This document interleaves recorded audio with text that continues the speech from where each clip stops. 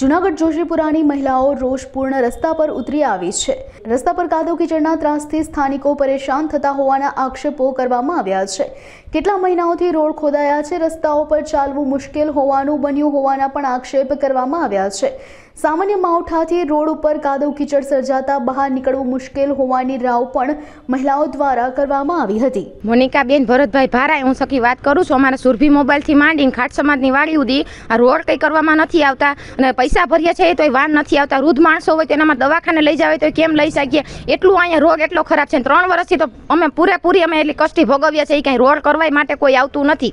તો અમારે શું કરવાનું? અમારે માંગ કંઈ પૂરી કરતા નથી કે કંઈ નહીં। અને છોકરાને અમે વાનમાં બેહાડવા જવું હોય ને તો એમાં પૈસા ભરીએ તો કંઈ નથી। રિક્ષાવાળા છે ક્યાંય નથી આવતા। અમને નાકે બોકા કમોસમનો વરસાદ છે તો અત્યારે એટલા વરસાદમાં અમને ઘરમાં બધે પાણી ઘરી જાય છે। તો વરસાદ થાય તો ત્યારે અમે શું કરશું? તો રોડ બનાવી દેવાય કે ન બનાવી દેવાય?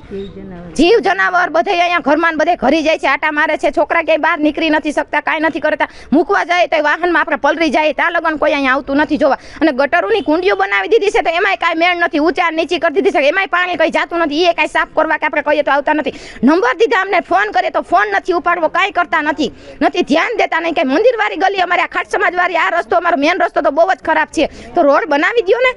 કમોસમી અત્યારે આ વરસાદ છે તો ઘરમાં પાણી ઘરી જાય છે, જ્યારે વરસાદ થાય તો ત્યારે શું કરશું અમે? રોડની પરિસ્થિતિ એટલી ખરાબ છે કે તમે આપણે જોઈ નથી શકતા, એટલી પરિસ્થિતિ ખરાબ છે। હાલી નથી શકતા, વૃદ્ધ માણસો હોય તો બહાર નથી નીકળી શકતા।